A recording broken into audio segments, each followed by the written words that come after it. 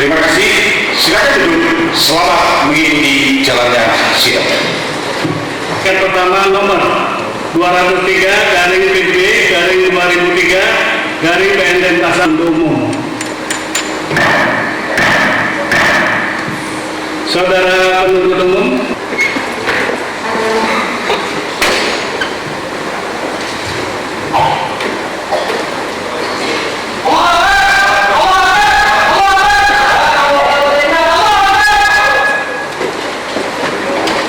sudahan pembelaan saudara maupun penasihat hukum saudara. Asyhadu an la ilaha illallah wahdahu la syarika lah wa asyhadu anna Muhammadan abduhu wa rasuluh. Surat Al-Ahzab ayat 70-71. Artinya, sesungguhnya aku bersaksi bahwasanya tidak ada ilah atau Tuhan kecuali Allah. Dan ya ayyuhalladzina amanu taqullaha haqqa tuqatih wa la tamutunna illa wa antum muslimun. Hai orang beriman dan dalam keadaan muslim. Surat Al-Imran ayat 2. Alhamdulillah, dengan takdir Allah, Bapak JPU membacakan kata-kata mati dengan ucapan yang sangat keras. Enggak keras saya dengar sebetulnya. Tetapi sekali lagi saya ucapkan terima kasih kepada JPU, khususnya Bapak Mandila SH. Cara Anda membaca itu menjadikan saya semakin yakin dengan ayat Allah yang mengatakan A'udzubillahi minasyaitonirrajim. Terjemahannya, mereka menyukai apa yang menyusahkan kamu. Telah nyata kebencian dari mulut mereka. Dan apa yang disembunyikan oleh hati mereka lebih besar lagi. Maha benar Allah dengan segala firman-Nya. Walaupun demikian, kematian akan menimpa dan menemui siapapun dan kapanpun tanpa pandang bulu. Allah dalam benteng yang tinggi lagi kokoh. Al-Quran Surat An-Nisa ayat 7. Demi Allah saya tidak tahu seperti itu dan saya akan untuk mengurusi. Apa yang saya ikut juga. Kemudian pada pagi harinya pada penyidik dan tim berkonklusi bahwa saya tidak menunjukkan lain dan saya ikut di pertemuan itu. Lalu tim berkata juga dalam bicara, ikuti saja pertemuan itu bersama dengan Dewa Baktir, berarti saya kuat menggotong Dewa Baktiar, menggotong Abu Bakar Asyir, menggotong rumah dan sebagainya. Itu maksudnya.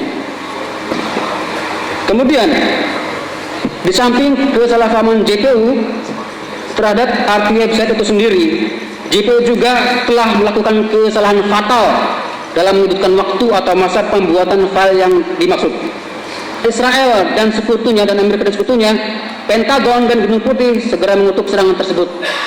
Dan anehnya banyak pula kaum muslim yang ikut-ikutan mengutuk tanpa mengerti dan tanpa mencari tahu siapa pelakunya dan atas dasar apa ia melakukan serangan tersebut.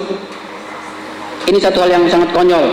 Tidak tahu masalah ikut-ikutan mengutuk, terkutuk dan sebagainya, dan nggak tahu masalahnya.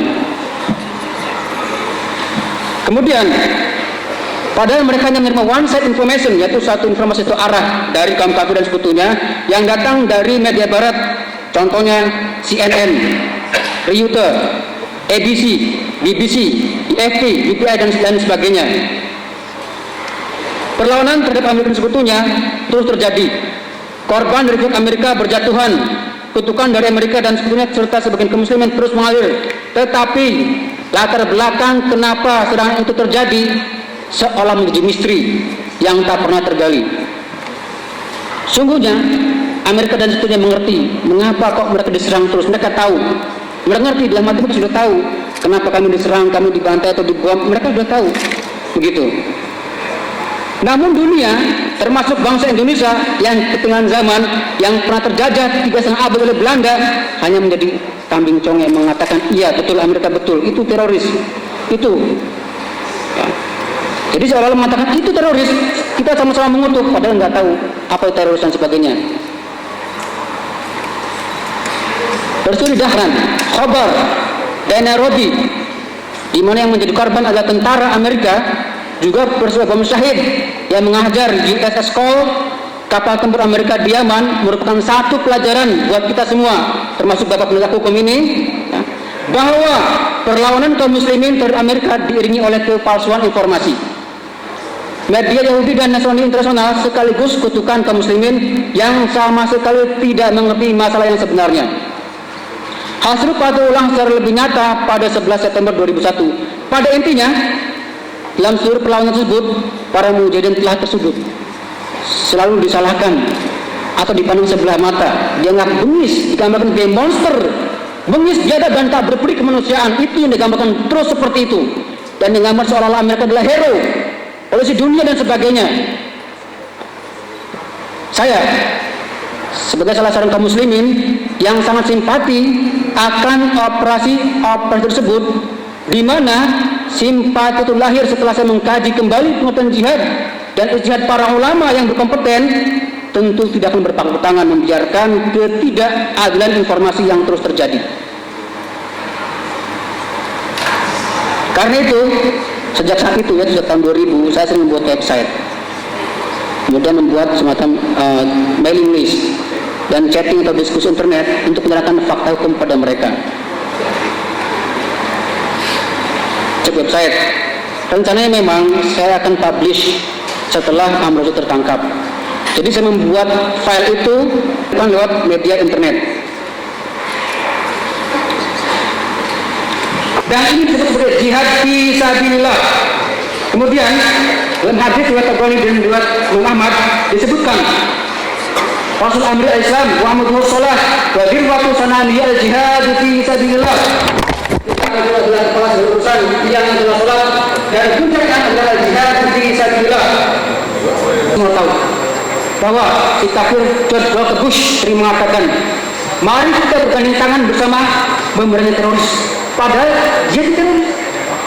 Artinya, kalau kami memerangi Amerika, berarti kami telah memerangi teroris. Berarti kami telah melaksanakan keinginan dia. Dan bukankah kasus Walker Bush adalah vampire atau Dracula yang teroris? Adakah dunia yang tahu fakta ini? Dengan demikian, kaum muslimin, kaum mujahidin yang telah memerangi teroris sesuai dengan yang sering diucapkan kafir Bush, seharusnya aparat hukum atau para aparat hukum yang katanya juga ingin memerangi dan memerangi teroris bersyukur pula atas peperangan terhadap Amerika dan sekutunya yang bukan sumber dan yang teroris. Lupakah bangsa Indonesia atas apa yang pernah dilakukan oleh Australia sebagai Amerika saat mencaplok Tintin tahun 99 dan 98? Jelas semua tahu atas yang menjadi pendapat mereka mencaplok Timur yang bagian dari Indonesia. Itu kan terorisme yang jelas. Cuma kita lupa atau sengaja melupakan karena sudah dapat duit dari mereka. Barangkali yang sering dipertanyakan adalah mengapa yang diperangi kok warga sipil Amerika dan sekutunya. Untuk menjawab pertanyaan ini agak pelik, agak rumit, tapi harap bisa perdengarkan. Saya simpulkan beberapa para ulama tersebut, awal mujahid dan juga ulama kafir yang berkompeten dalam mentafsir Al-Quran. Jadi bukan sekedar dai, bukan sekedar ustaz atau bukan sekedar mubalik, kita sebagai ulama dan doktor. Dr. Syahid Abdul Azam, salah satu ulama asal Palestina yang sempat menjadi dosen di Palestina, Madinah, dan rektor di salah satu universitas Islam di Pakistan yang sudah syahid. Dalam bukunya berjudul At-Tarbiyah Jihad dalam 4 tahap. Yang pertama, Islam melarang jihad atau melarang perang. Untuk bilang Bismillahirrahmanirrahim, lam tara waladina dalam kufa iyakum aqimus shalah wa atuz zakat. Kemudian yang kedua, diizinkan berperang. Dia belum diperintahkan berperang. Ini tertuang dalam surah Al-Baqarah ayat 190. A'udzubillahi minasyaitonir rajim. Wa qatilu fi sabilillahi alladziina yuqatilunakum. Tempat kaum muslimin diperintahkan oleh Allah untuk memerangi kaum musyrikin atau kafirin dimanapun berada. Sekarang ini contohnya Amerika dan sekutunya, tanpa memandang Islamin, tanpa memandang politik dan sebagainya. 200.000 lelaki, wanita muslimah dan anak muslim di Afghanistan telah dibantai secara sadis oleh Amerika di bulan September tahun 2001. Bahkan 1,6 juta bayi muslim dibunuh Amerika dengan hasil embargo PBB pada tahun 1991 sampai 1952. Ini data dapat dilihat dalam Jakarta Post tanggal 24 November tahun 2002. Terbuktilah bahwa kaum musyrikin atau kafir telah berbuat melampaui batas. Oleh karena itu, Islam mengajarkan keadilan, Islam mengajarkan keseimbangan, Islam mengajarkan kesetaraan. Hai orang-orang beriman, jadilah kamu orang-orang yang benar-benar penegak keadilan. Surat An-Nisa ayat 25. Keadilan ada dalam bahasa Arab, artinya balance, tawazun, seimbang, adil secara pas, tidak lebih dan tidak miring. Maka dalam konteks perang, dalam Amerika Sekutunya harus dilakukan perlawanan setimpal, harus dilakukan perlawanan seimbang yang harus dilakukan oleh kaum muslimin terhadap mereka.